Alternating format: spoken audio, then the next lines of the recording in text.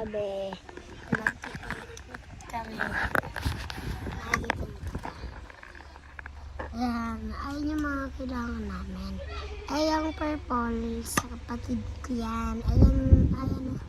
Ito, yan. Sa akin yan. Ito, yung blue na to. Hulaan nyo. Itong kulay blue na to. Hulaan nyo kung anong laman niya. Ito naman, aray ko. Ito naman po.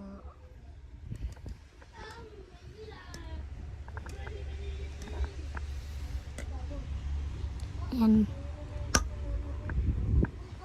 Alam niyo po yan. Yan yung pag-picnic namin. Tapos po, ang picnic namin yan bukas. Ay, bukas ba? Ay, ngayon.